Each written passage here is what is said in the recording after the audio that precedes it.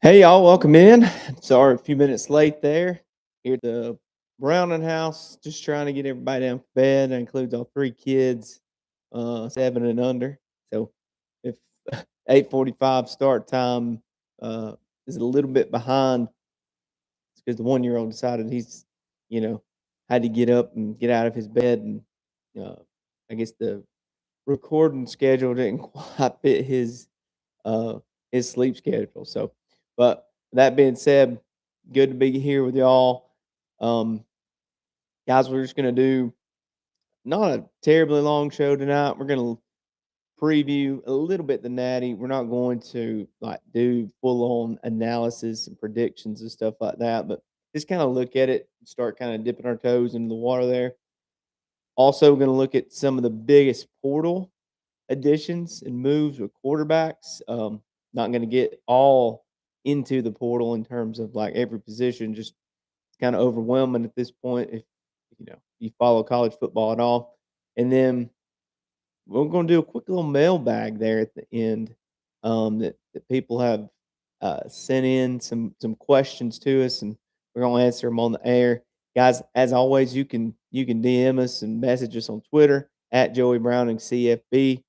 You can also email us at joeybrowningscfb at gmail.com.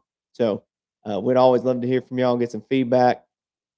And like I said, ask any questions you want to. These are some questions that accumulated in the last few days. And so we're going to answer those right here on the air. Guys, as always, uh, on YouTube, hit that subscribe button. And you can also follow us anywhere where you get your podcasts, like Apple or Spotify, and then follow us on our social media accounts. Guys, we've been putting out a ton of stuff the last couple of days from the semifinal games in terms of film breakdowns on YouTube, TikTok, and Twitter. You can find all that stuff. Really had a lot of fun making that and editing those, and that's kind of the push of this show. As y'all know, those of you that have watched and listened so far. It's uh, just getting into the film and kind of breaking down the all that stuff, why these teams are here and why they're winning, and that's really that's the passion behind this show, and that's what we're trying to push here. Uh, so guys, just early look at the Natty. I mean, I don't know how else to say it. Indiana's a Mack truck, right? They are they're plowing over people. It doesn't matter who gets in their way. Um, you know, Alabama and Oregon, they're just the two latest victims, right? All season long, we looked at Indiana, we looked at these teams that were playing, we looked at their margin of victory, and I think myself included, a lot of people just passed it off as, "Hey, these are the teams they're playing. This is their schedule." They're not. This is not a terribly impressive like deal in terms of who these teams are playing and how they're outscoring people. And then you just kind of look at their strength of schedule. Like we looked at it according to S&P Plus and the staggering ratings. They were in the low 20s in both of those in their strength of schedule. And you're like, hey, they beat Old Dominion 27-14. They beat teams like Indiana State, UCLA, Maryland, Wisconsin, Purdue. It's like, hey, who didn't beat those teams bad this year, right? Guys, ultimately, though, I think we're seeing now 15 games in, they were just beating the teams in front of them, right? And it now then we're in the playoff, and even before that, you look their last three games: Ohio State, Alabama, Oregon. Now, out of those 3, one of those was close, one was a game, that Ohio State game, the Big Ten title game, but the others have not been, right? And that's kind of their se if you look at their season, 27-14 Old Dominion, then they blow out Kennesaw State, Indiana State, Illinois, who was ranked 9th at the time. Then they have a kind of a close one against Iowa. That game was 20-13, or it was tied 13 all late. Mendoza, throws the late touchdown pass, and they end up winning that one. The Oregon game, the first one, pretty close most of the way through, but then you get blowouts again, Michigan State, UCLA, Maryland. Then you get another close one where they have that comeback win at Penn State, and then other blowout wins, Wisconsin, Purdue. So that's kind of their pattern, right? Um, but Well, I mean, what we're looking at with this bunch is just it's an unprecedented run, not only at 15-0, but just the way they are doing it, the way they're executing. We talked about it in the semifinal reaction show the other night. I talked about it a lot in my offensive breakdown of Indiana's win against Oregon. They just execute, y'all. And I know that's cliche, and from a coach, you think, man, that's just such coach speak, but they just do. Like they run inside and outside zone. They're really good at their fade game, their vertical game. So their back shoulder stuff, just their regular go balls, the regular fades. Mendoza is really good with his feet. Not just running the ball, but in the pocket. And offensively, they don't have any holes. They're really, really solid up front. And then defensively, uh, they're going to get after their corners can play lockdown. Their linebackers are very old and very seasoned. And up front, they're going to stem and move that front and slant all over the place. Um, they're going to make things tough for you. And they're going to play to their strengths, meaning they're going to run the ball on offense. They're going to try to get a lead on you. They're going to try to make you one dimensional on offense, and they're going to try to make you chuck it around. Right now, flipping over, looking at Miami. Miami has such a repeatable formula going in this playoff. Right, you look at the way they beat Texas A&M, playing defense, getting after the quarterback, slowly but surely committing to the run. Mark Frazier Jr. eventually breaking big runs in the second half. They win that game. Ohio State, same thing, getting after the quarterback, committing to the run, not putting a ton on Carson Beck. You get a defensive touchdown in there. You get Ohio State chasing. You have them having to play one dimensional and play catch up in a game that they have shortened the game. And then Ole Miss. Ole Miss was the one now where they kinda had to flip the script a little bit. They had to score some points. You had those 4 fourth quarter lead changes. They had to come down and score, including that last time Ole Miss scores with 3:14 left in the game. They have to come down and score. Carson Beck really had to kinda put it on his back there. Now they were aided by a penalty. Um, I thought Beck used his legs really good on that drive. Of course, he had the touchdown run. But still, they have a very repeatable formula of running the football, not putting too much on their quarterback, shortening the game, and getting after the quarterback on the other team. That is the way that they play. And their defense just flies around. I mean, it's 11 white hats to the ball. It looks like they got 13 out there sometimes. They're really sound on defense. I think Corey Heatherman's done an awesome job there. I think just early kind of looking at things, looking at Indiana's ability to play mistake free, right? They don't they don't beat themselves. And I think this is sort of a mark. You look at Signetti, you look at how he coaches on the sideline, his demeanor, you look at how his teams play, like it's clear there's an emphasis on mistake free stuff of executing every single play, regardless of the score, playing to a standard, and that's just what they do, right? Miami, as we know, the 2 games that they got into this year and lost against Louisville and against SMU, mistakes are what ultimately beat them, right? Mistakes are what took them down in those games.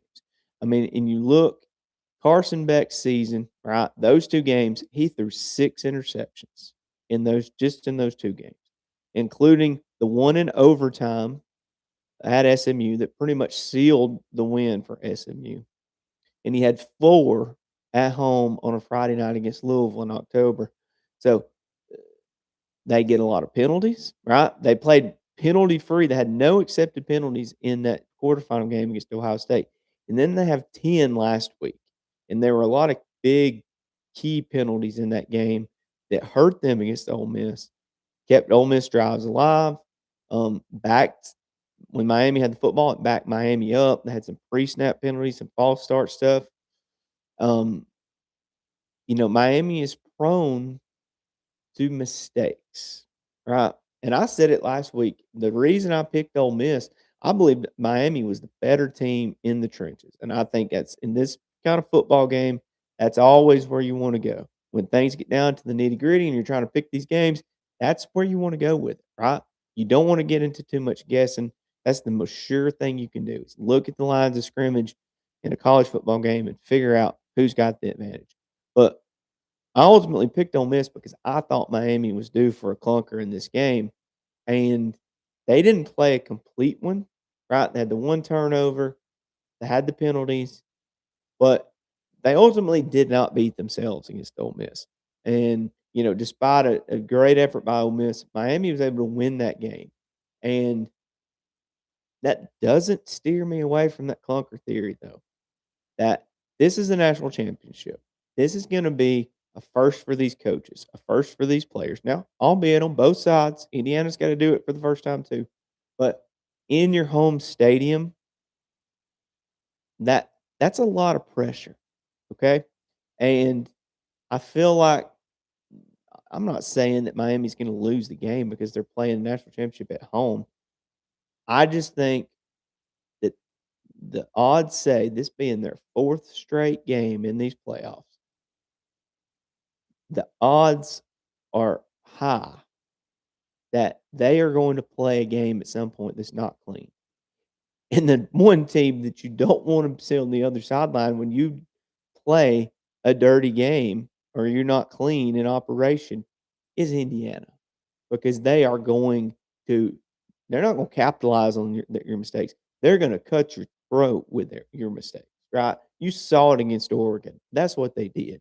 I mean, they cashed all 3 of those first half turnovers in for 7 each, and it's 35-7 at half, and the game is over. Like, you see college football games all the time where, hey, team has a rough first half, they turn it over, they might throw a pick six, a scoop and score, and, it's like 20 to 10 at halftime or something, they're down. Not against Indiana. They ended Oregon's season in that first half, no questions asked. So, mm, I think the probability that Miami makes enough mistakes for Indiana to really put the clamps on, or, I think that's probably more likely than not in this game that something like that's going to happen. Now, like I've said ever since the Ohio State game for Miami, they have the formula. They have it. They're gonna run the ball, they're gonna stop the run, they're gonna get after the quarterback, and they're gonna shorten the game. That's how you win this time of year. In high school football, college football, NFL football, it doesn't matter. And so they can overcome all that stuff and play a clean game, and they can win this thing. Um, but I do think that they have got sort of an uphill battle against this Indiana team in terms of who's gonna play the cleanest game. And, I think that's an kind of an early tell in this game. And looking at the line, Indiana, they're sitting there right now, favored by 8.5. Okay, this line opened. Some of the look ahead lines, like last on Thursday and Friday before those semifinal games, had the potential, the hypothetical Miami Indiana matchup at like 5.5. Indiana opened as a 7.5 point favorite, and it's at 8.5 now. The total's 47.5. Um, so odds makers are kind of saying, you know, they're looking at around like a 28-20 type of game here in favor of Indiana. Uh, I don't know if I necessarily see that as like my score prediction for this one. Like I said, I'm not going to get into that on this show tonight, but I think the line is very telling that it's that strong in favor of Indiana at 8.5, as well as Miami's been playing. I think that's sort of a lean right there by the Vegas odds makers in this one. Now, I'll say this: an interesting angle of this game for me personally is the coaching backgrounds. A ton has been made about Kurt Signetti, his journey from a journeyman assistant to Indiana University of Pennsylvania in D2 to Elon to JMU to Indiana, and then you have the Mike Shanahan and the Bryant Haynes connections as his coordinators, and they've followed him all along the way. That's been well documented, and those guys they deserve a ton of respect for what they've done. They're great coaches, and they've done a great job. But to me, it's something I think the other side has not got a lot of attention. Mario Cristobal's journey as a coach, right? He's, he's a legacy at Miami. He's an assistant at Miami in those 2000s, early 2000s.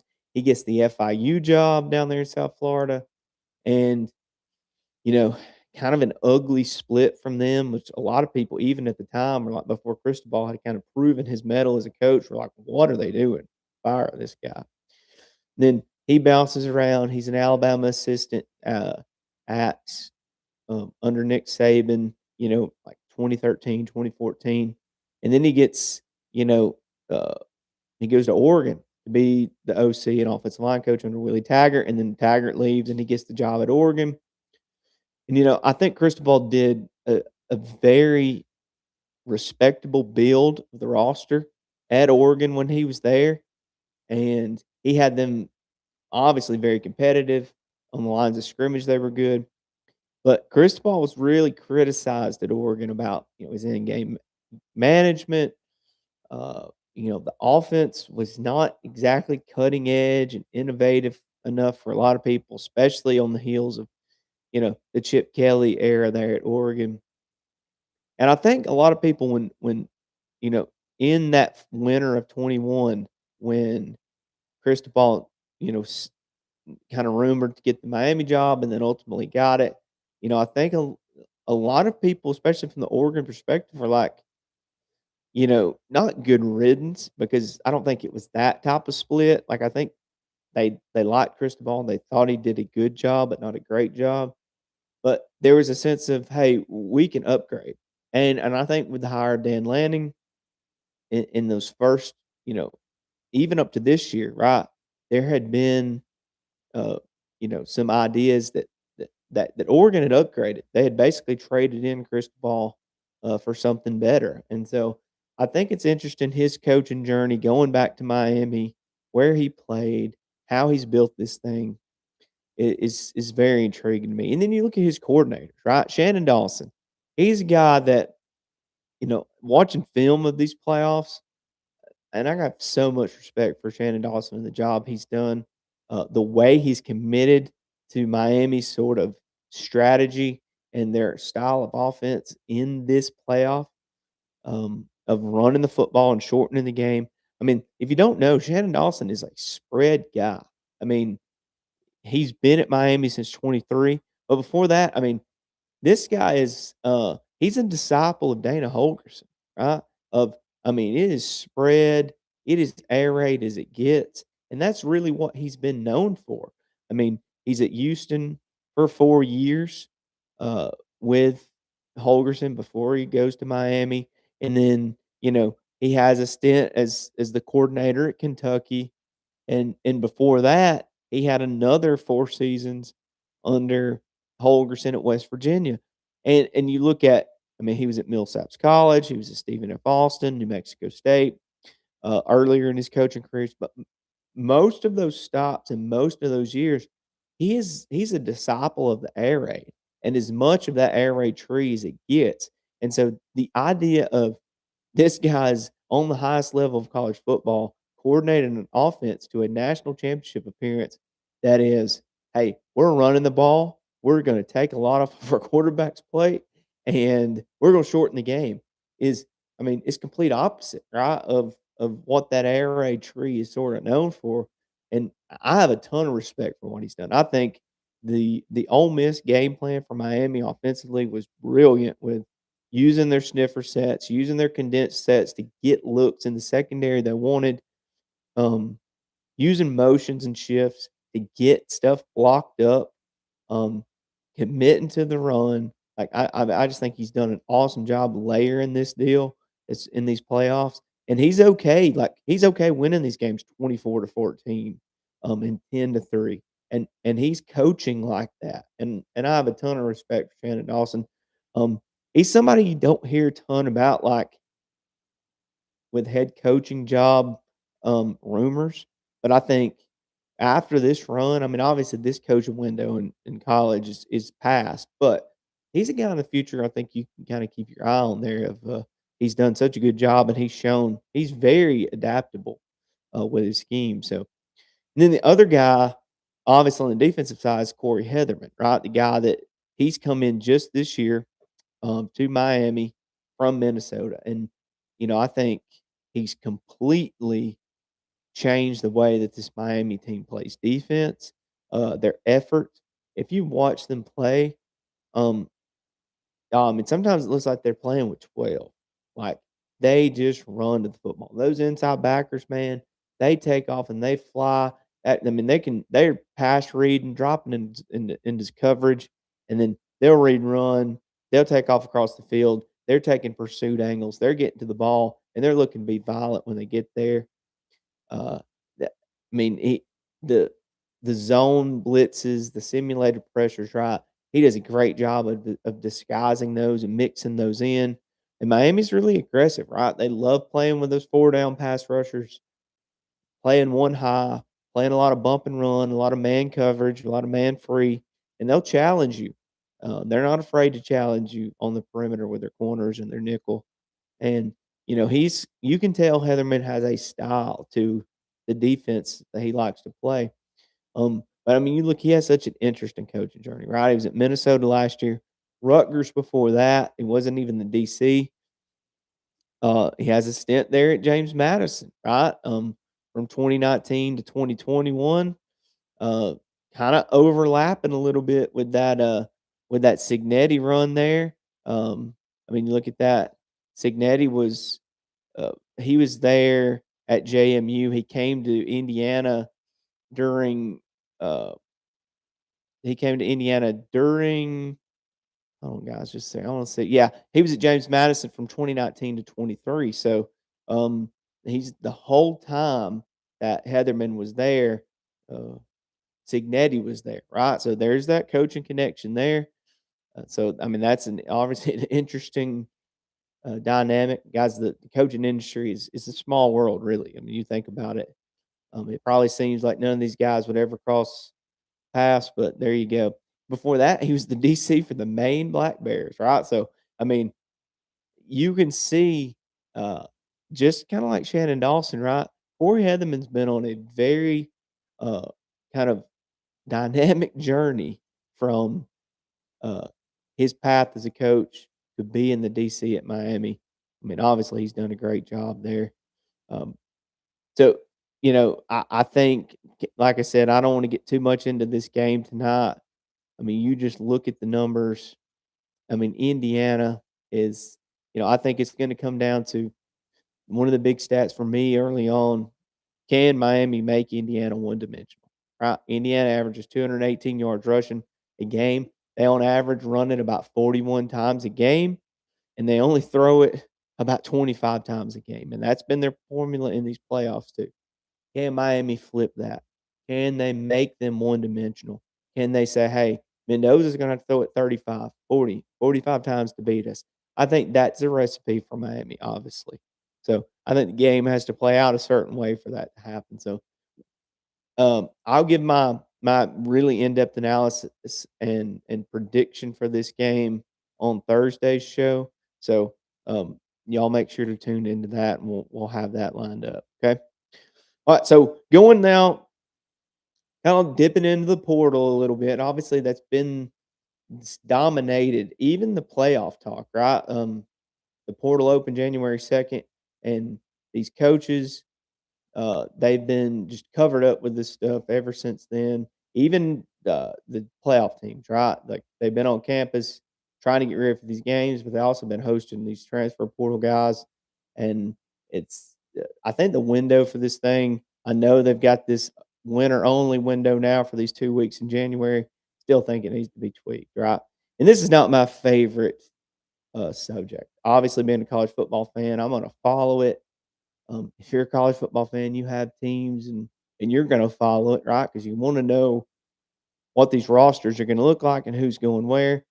But it is overwhelming at the moment to try to keep up with all the moves.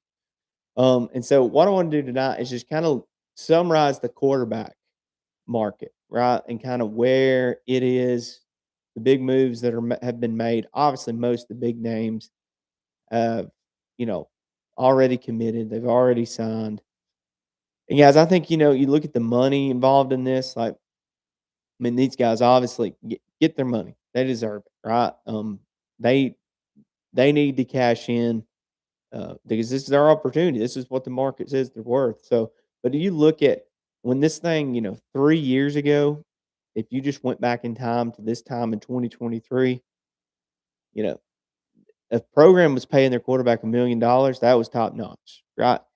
Now look, industry standards say you're going to start negotiating at like 3 million with any of these top 10 or 15 guys, right? So the money is obviously a big part of this, and these guys, some of these guys are making more than probably a handful of starters in the NFL have made this year.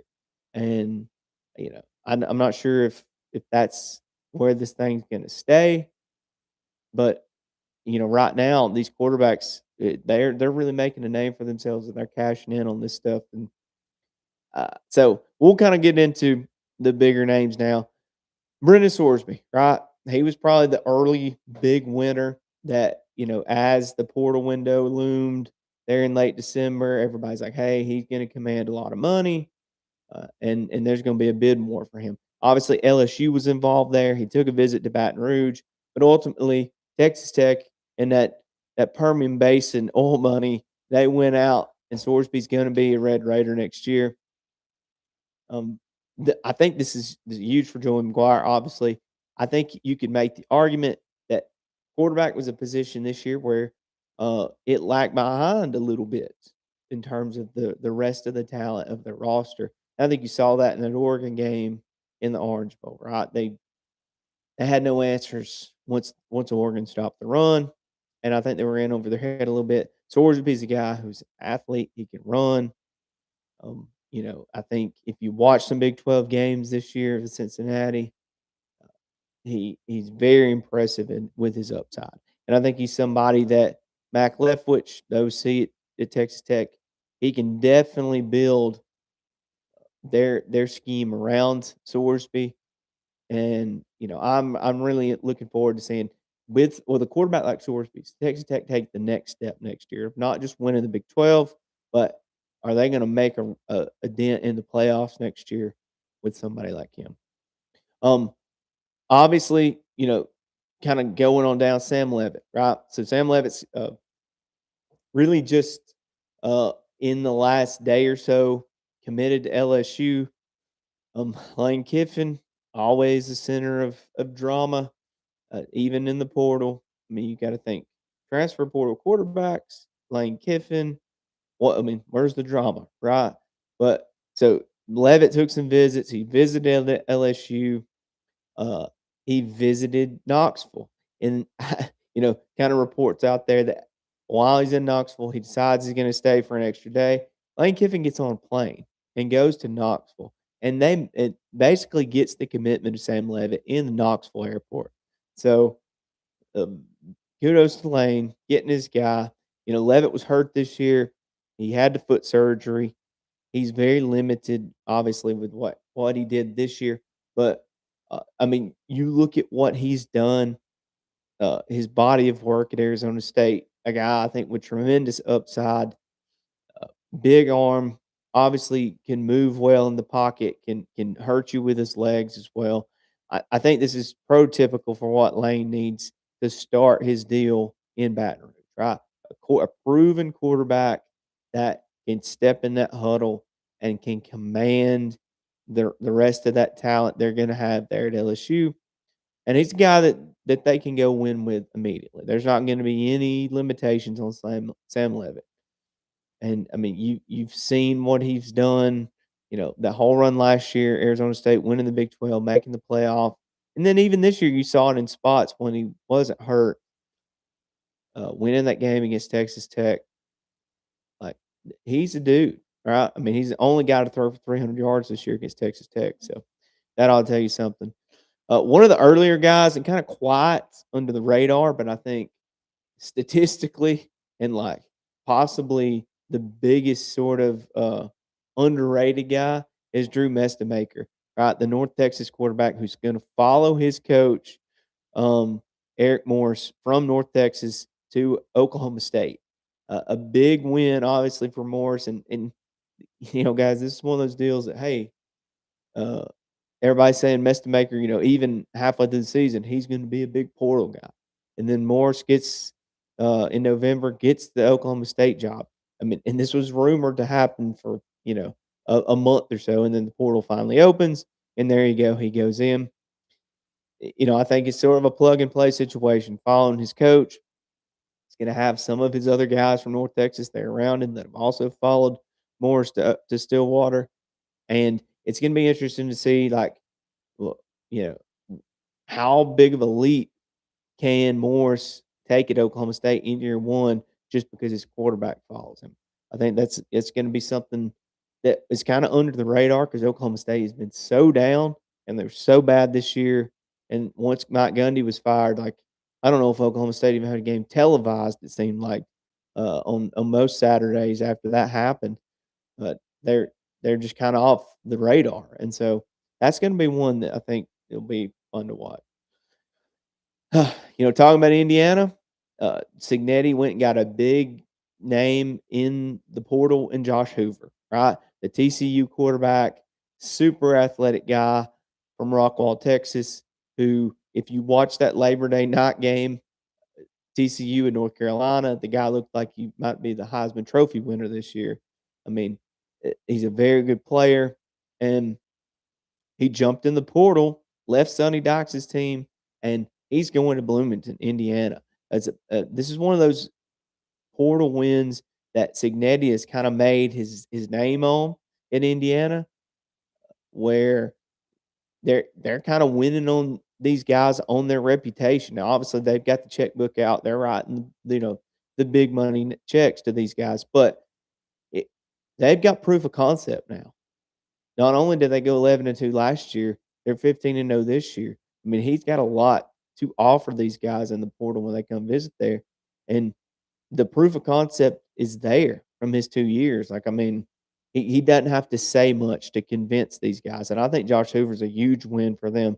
I mean, if you looked at I think he didn't have there wasn't a ton around him this year at TCU, and the guys still, if you turn them on and watch their games, man, I mean, he made a ton of plays, and I think he has tremendous upside.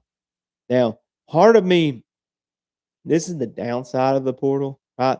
You got a guy from Rockwall, Texas, okay? You're within an hour of Fort Worth of TCU's campus who, uh, went to college to play in a Big 12 program at a powerhouse in Texas, and now he's going in the portal to Bloomington, Indiana.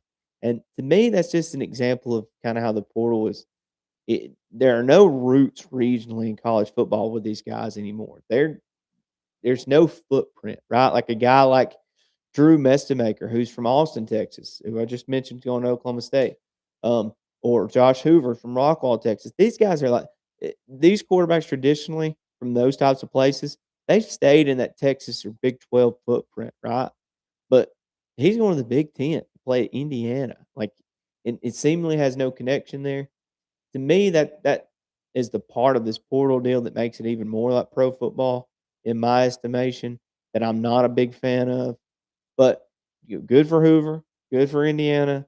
The rich get richer, and I think that'll be a guy that can step right in for Mendoza, and he's obviously not the prospect that Mendoza is, not yet anyway. But I think they're going to have big gains with him and not have a whole lot of fall off. Right, DJ Lagway, okay, another Texas guy out of Willis, Texas. Um, so I mean, Lagway was, he's that biggest probably, you know, uh, I say boomer bust prospect at quarterback his first couple of years in college at Florida. Obviously there was so much made of the way they ended the 24 season and saving Billy Napier's job and rolling into 25 and saying, hey, this guy, he can get Florida to the playoff. And then, man, for a multitude of factors, it just didn't happen, right? And things fell apart there, and he left. And, you know, looking at the places he went to visit, right, or who were in the running for him, Virginia, Stanford, Baylor, like, you wouldn't thought 5 months ago that, hey, if Blackwell goes in the portal, those are gonna be the schools that are courting him, right? To me, I think, though, it is good for Lagway. He's going there to Baylor. Uh, Dave Aranda was able to keep his job. I think he's coaching for his job next year, and there's no doubt about that. But, under Jake Spavital at OC this year, they were the 4th best passing offense in the country. Go turn it loose, man. Show everybody what you can do. Show everybody those traits, those characteristics that made you that 5-star guy, and gave you, all that momentum in your freshman year at Florida, and go to the Big 12, man, and just show what kind of player you are, and the pressure's off. Like, I think this is a good move for GJ Lagway. Um, Going back to Texas, going to the Big 12, and playing in a place like Baylor under a guy like Spavital, who's gonna who's gonna cater to his quarterback. He's gonna do what his quarterback does well on offense, and I think that's gonna be an interesting thing to watch. Not only Baylor's, trajectory next year with Dave Aranda coaching for his job, but DJ Lagway is that resurrection story is there to be had. He's just got to do it, right? And I think Dave Aranda has hitched his wagon to DJ Lagway. I think their fate's kind of similar, one and the same. So that'll be an interesting one to watch. Dylan Raiola, right? Um, Raiola, very famously, right after he had flipped from Ohio State to Georgia, flipped from Georgia to Nebraska on his high school signing day, and he's a Nebraska legacy. His dad, Dominic Raiola, played there. His uncle was an offensive line coach there, and rumors started popping out about this was going to happen. Late in the year, Raiola got hurt. He didn't finish the year playing, and he goes in the portal. And Um, I think he caught a lot of flack, Raiola did, social media.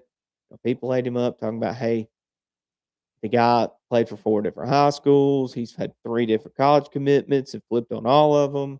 What do you expect, right? Um, but I think, Raiola went somewhere, and I think he tried to do right by his family. He tried to do right by like his legacy and his name, and didn't work, right? For whatever reason, whatever drama happened behind closed doors, the relationship obviously severed there between him and the staff, and he's moving on. His brother, who is just finished his high school career at Buford in Georgia, who was committed there, he also decommitted. And so Raiola lands at Oregon, which is such an interesting dynamic to me that he could go just about anywhere. I mean, the guy's the number 19 total prospect in the transfer portal. He could kind of, name his own ride wherever he wanted to go for the most part. He goes to Oregon, where Dante Moore is still there. And who knows whether he's gonna declare for the draft or not. He could come back. And so Rayola and his team obviously know that. And so with that factored in, it's kinda surprising that he's committed there, but I think if you look at it, I mean, look at what Dante Moore did when he went to Oregon, right? Dante Moore originally went to UCLA. He started some his true freshman year. He got hurt. Chip Kelly ended up leaving at the end of the year, and Dante Moore goes to Oregon. He sets for a year behind Dylan Gabriel, and then he comes in and plays this year. Uh, to me, this move says that Rayo is open to something like that, right?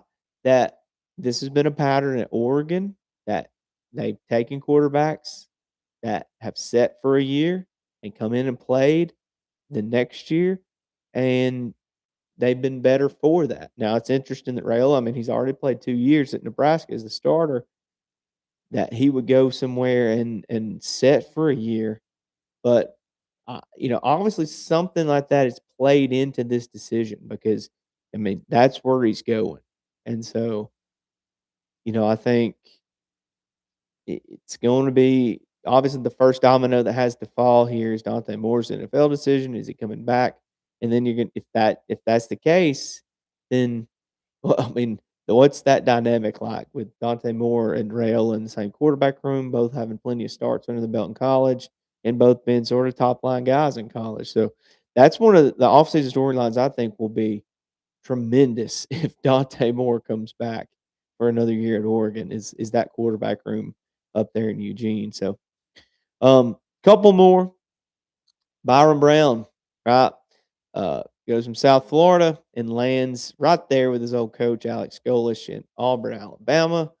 This is obviously a big recruiting win for Auburn. Getting a proven guy like Brown, who is, you know, uh, he's proven his mettle, right? I mean, the guy went to the Swamp last year. He beat Florida, and for the most part this year and last year too, as the starter down there in Tampa, made a name for himself. He knows Golish's offense. Obviously, Golish going to Auburn and having the resources he has as the head coach at Auburn and having zeroed in on Brown to be his guy and having coached him, this is a win for him, right? He knows what he's getting there, and he knows that uh, this is a big deal for him, and so the it'll be interesting to see Brown play in the SEC and take Golish's offense into that conference, but definitely a leg up for Golish right there, getting his guy to come with him. I think that'll be a fun one to watch, obviously. Um, so guys, that's not everybody in the portal, like I said, and the portal kind of makes me want to pull my hair out sometimes, trying to keep up with it. Who's going where? Who's flipped where? And yeah, but I think the quarterback dynamic kind of sums a lot of it up.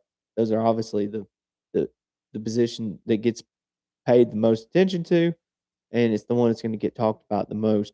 And at some point after the national championship game, I'll do kind of a recap of the other big position moves, and we'll even probably do some segments of the offseason, like who's going to have the biggest impact on their new team going forward. So that'll be something that we'll cover more in depth when we get to that point. So, all right. So, lastly, I've had some interaction with some folks sending stuff in uh, to what we're going to call our mailbag and just asking questions, bringing up topics, um, making things, like I said, from the very beginning of this show, engaging with the audience and talking about the things that you guys want to talk about. So, I'm going to answer a couple of them here before we sign off tonight.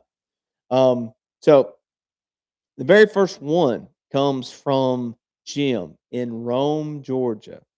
Jim asks, "Do recruiting rankings matter anymore with Indiana and Ole Miss other teams in the playoff having the runs they've had, and the more traditional high school recruiting teams not being as successful?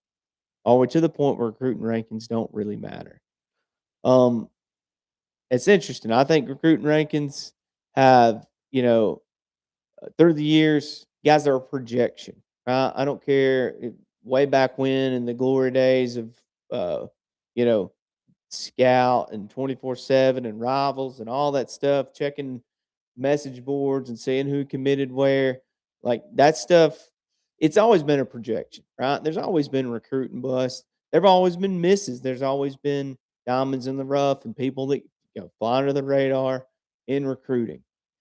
All I think that the transfer portal and this NIL era have done, it's just magnified those things, and it's made evaluating more uh, significant. I think that if you miss on, you know, the certain players in the core of your position groups in high school recruiting, then that's going to be a glaring thing that you have to fix in the portal, right? I think the more guys you hit on in high school coming out, based on their rankings and based on how their upside, then obviously the more successful your program's going to be long term, right? Um, I think the one thing that kind of gets lost in, especially talking about a team like Indiana, they're the center of this whole conversation. And you watch the games and you hear the broadcast, and they talk about, hey, they have no 5 stars, and Oregon has all these 5 stars, and Alabama's got all these 5 stars, and look at what they're doing with this roster of under recruited guys. The reality is, yes, those guys might have been under recruited, but the evaluation of having those 23 and 24 and 25-year-old in some cases players at a place like Indiana is those players are not they have not been evaluated in terms of their upside by like a recruiting service since they were in high school. So who's to say that guy when he was 18-year-old, if he was a two-star coming out who signs with James Madison and then follows Signetti to Indiana, 5 or 6 years later, he's still playing in college. He's 24 years old. Who's to say what his recruiting ranking would be now, right? You can't project that. There's no service that does that.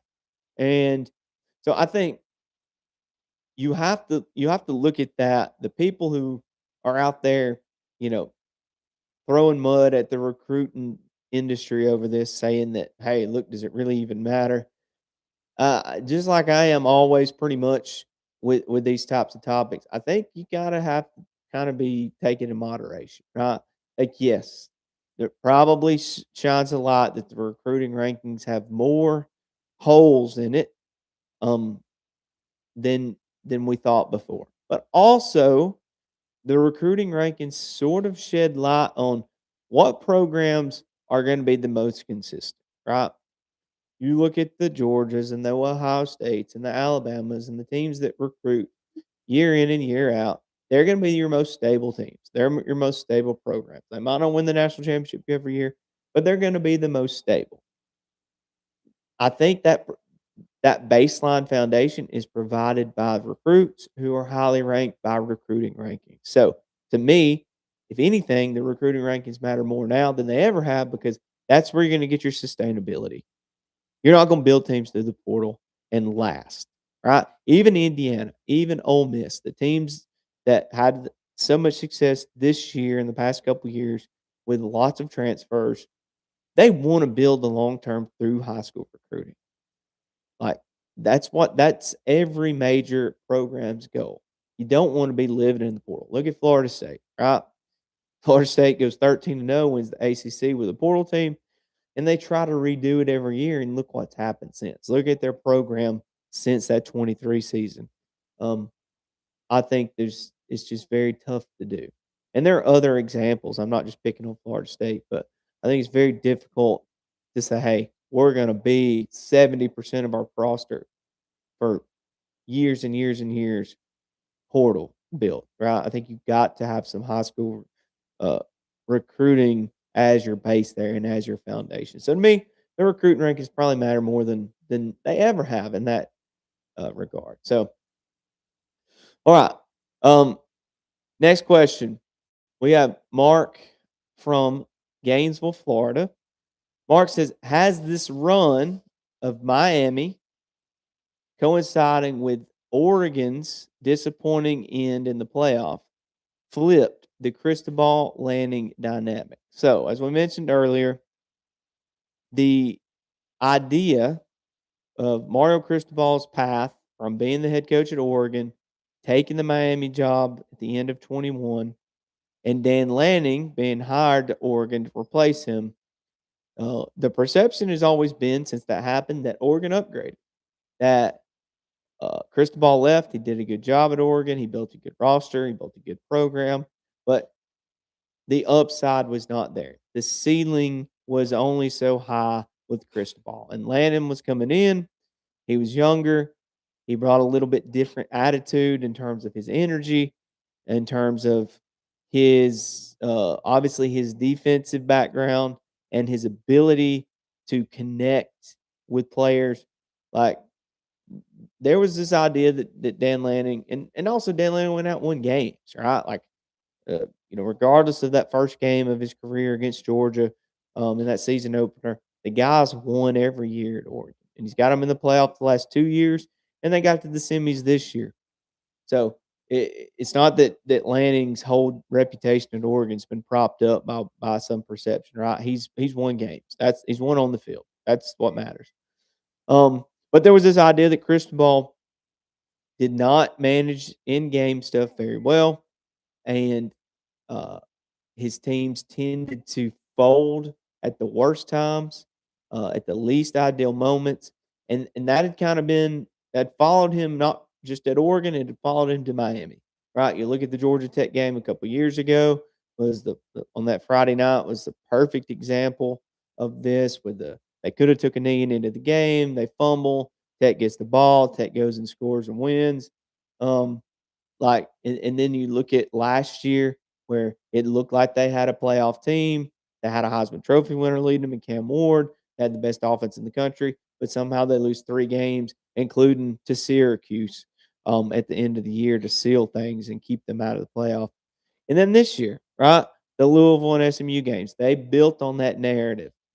And Dan Lannon has, up until this point, had only built on his side of the narrative, right? Going 13-0 last year, winning the Big Ten, being the number 1 overall seed.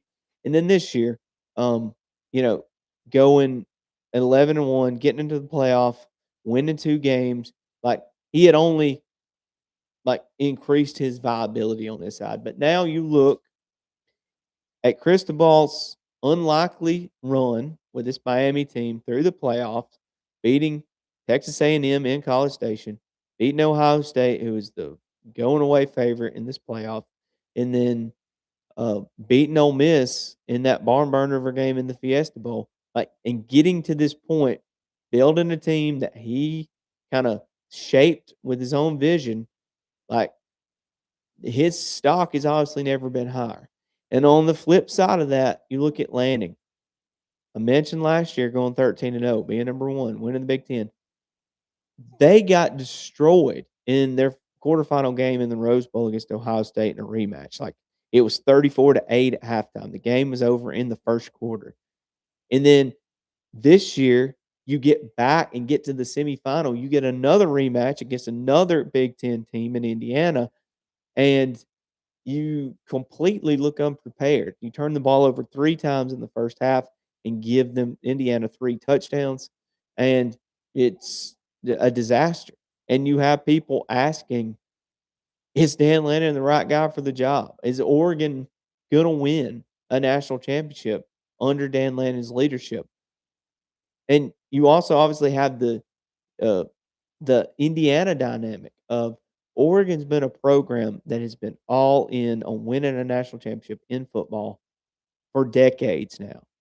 It really started around that '06, '07 era with Chip Kelly coming in, and then they've only built to that since, right? They built up from that. They've played a couple national championship appearances. They've gotten close, but they never kicked the door in.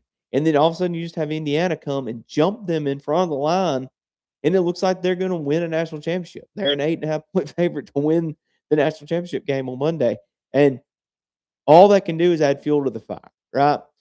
So, my perspective on this, in my opinion, um, obviously in the public eye, the narrative that the narratives, I should say, that run college football and its fandom would say yes, it has somewhat flipped. Now, I think Mario Cristobal, I think the outcome of Monday night's game, um, is gonna tell a lot about this whole deal. If they win, sure, is cemented for good, right? That Miami did they've won in this. Oregon did not upgrade. That Dan Leonard, yes, he might win a national championship, but he didn't win one before Miami did with Cristobal, and that things, that Miami made the right choice, and Oregon's the one that ultimately lost that, right? However, if they do not win, right, and say next year they're losing a ton of this team, right? A ton of this roster will not be back from Miami. Let's say next year you go 8-4 and you don't make the playoff, and this is as close as you get. And who knows? Dan Lannon's 39 years old. Uh, he's not getting fired anytime soon. Oregon is built in this NIL and in this portal era to win. And they're going to kick the door in at some point. It's just a matter of time, in my opinion. Um, so in that regard, I think the pressure, if like he cared anything about it, Mario Cristobal, this whole narrative, um, I would say the pressure's on him to win this game Monday night if that narrative is to flip, because I think the odds are longer in the future for Miami to get back here. Now, he's done it once. Who's to say he can't do it again and repeat this formula at Miami? But I think Mario Cristobal, he's done more than enough to prove his mettle as a head coach in college football. and this run they're on is just it's just part of that process playing itself out. And I think Lanning, guys, he's young. Like I said, in this game, he's 39 years old. This is his 5th year or 4th year as a head coach. He's gonna figure it out. He's getting them there, right? And like I said about Georgia after the Sugar Bowl loss to Ole Miss, getting to these games, these coin flip games, that is that's the skill in this sport in this day and age. Um, I think these games are coin flips when you get there, and a lot of it's the luck of the draw and obviously execution in the moment, but the getting in the dance is the biggest part of the battle as a coach, in my opinion. And so Lanning's obviously proven he can do that. I think it's repeatable, his formula for doing that, and I think Oregon will no doubt be back. So, uh, I think that one's remains to be seen, to be determined on that Cristobal Lanning deal dynamic. All right, our last question comes from Dave in Birmingham, Alabama. Would you rather live in Miami, Florida, or in the state of Indiana? Um, it's funny. I've actually happened to have been to both of these places. I say visited Miami. I've been through there. I've driven through there a couple of times. Um, and I have actually driven through Indiana before too. I'm going to say for my own personal taste, stuff like this comes down for me. It's going to come down to food is going to be a big part of this. I think it's going to come down to obviously extracurricular activities you can do, um, and I think it's going to come down to just straight vibes, right? What do you prefer? I think this is a pretty close one, honestly. So Miami, I think food wise, obviously Miami is going to be it's one of the best food cities probably in the United States. You've got a Cuban uh, history there, and obviously a large Cuban community. Cuban food is as good as it gets in a place like the southern United States. Uh, Cuban sandwich, how do you beat that? Like it's you have um, obviously Haitian influence, a large Caribbean influence in general there. Um, I think Miami as a food city is probably top 5 in the United States, and there you go. So I think you give Miami the edge in that. Extracurricular stuff. Now, obviously, Miami, you've got great weather like 12 months out of the year. I haven't checked the forecast for down there for like next week for the national championship game, but probably going to be like 80 degrees, sun shining. Going to get a passing rain shower every day. That's just what happens down there. But like obviously, you can get outside and do a bunch. You got the beaches, you got fishing. I mean, the offshore fishing in that part of Florida, and also like the inlet fishing in places like Biscayne Bay, like it's kinda endless in what you can do. But Indiana, an underrated part of Indiana, I think is, hunting. Not just like deer hunting, if you're into hunting, like, um, bird hunting, pheasant hunting, stuff like that in Indiana, obviously very good. I've never hunted there myself. I know people that have, and like to me, myself personally, I'd rather be in the tree stand probably than on the beach most of the time. But to each their own. Uh, I think the weather probably is going to end up being the kicker here for a lot of people. That 80 so degrees year round, or not year round. It's hot. It's hotter than that in the summertime in Miami. But like, you look at Indiana, that Midwestern weather, that's kind of hard to miss in this comparison, right? You look at, the only time I was there was in January, and it was like the wind chill was 0 in Indianapolis when I went. So you got to bundle up. Some people prefer that, but I think the weather uh, is a big part of this. As far as some living there, I don't think I want to live in Miami. I wouldn't mind visiting there. I could probably live in like a small rural place in Indiana if I had to. So I guess my answer there is giving the edge to Indiana. So we are answering the important questions on our podcast tonight. So, um, well, guys, with that being said, I want to thank y'all again for being here. Um, it's it's going to be fun, kind of getting closer and closer to this national championship game, starting to break this thing down, seeing who's going to win. Like I said, guys, please check out um, other videos in our shorts on our YouTube page, as well as Twitter and TikTok. Put a bunch of content out as far as those um, the scheme and the film breakdowns, both Indiana and Miami's offenses. That was a lot of fun to do. Looking forward to watching some more of them. And then, like I said, on Thursday night, probably do another preview show, an in-depth analysis of the matchup, and a prediction of the game. And then obviously we'll have all weekend to get ready for the game, and we'll do a live show and a reaction as soon as the national championship game is over on Monday. Guys, please don't forget to subscribe. Click that subscribe button. Follow us on Twitter, TikTok, and anywhere you get your podcast, Apple, Spotify. And guys, we appreciate y'all being here, and we'll see you next time.